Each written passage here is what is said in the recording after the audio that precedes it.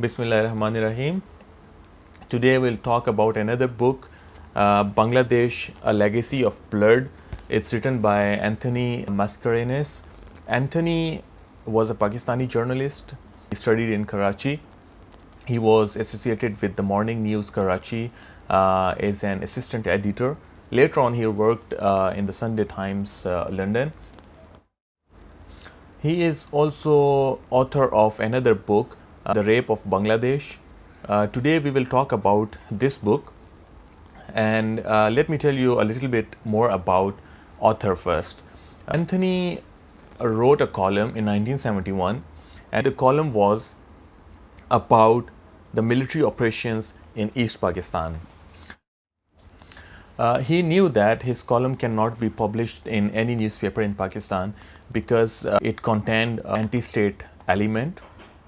So he decided to publish his column in any newspaper outside the country. But before he can get his column published, he moved his family to London, and he also went there and he published his column in the Sunday Times.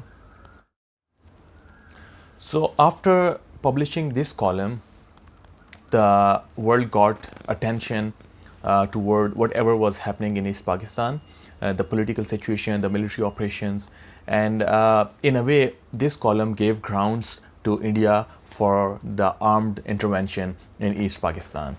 It was also once mentioned by Indira Gandhi that this column of Anthony gave them grounds to intervene in East Pakistan. For the rest of his life, he stayed abroad and he passed away in 1986.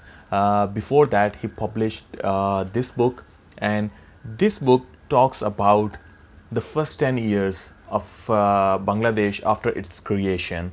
It talks about the military coups, it talks about the political situation of Bangladesh, it talks about the economical situation. It's a non-fictional account of all the events from 1971 till 1985 or 1986. It talks about the two most important figures of Bangladesh's politics, Sheikh Mujibur Rahman and General Ziaur Rahman.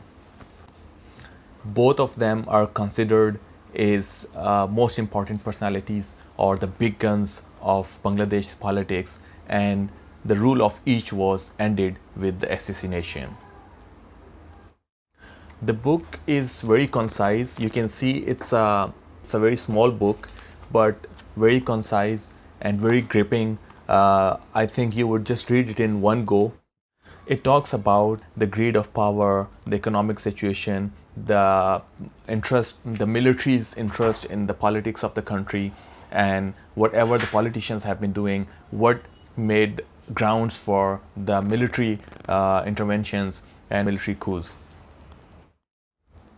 The most important thing of this book is that, keeping emotions aside, it talks only about the facts, and that's why I said it's a non-fictional account of events from 1971 till 1986. So this was just a very basic introduction of the book. I will definitely talk much in detail, covering most of the things what the author mentioned, whatever he talked about the political situation in detail, that what was the situation, how the leaders of the nation failed the system, how they were not able to deliver what people were expecting from them. So it's not only about the political leaders, it's also talk about the military leaders.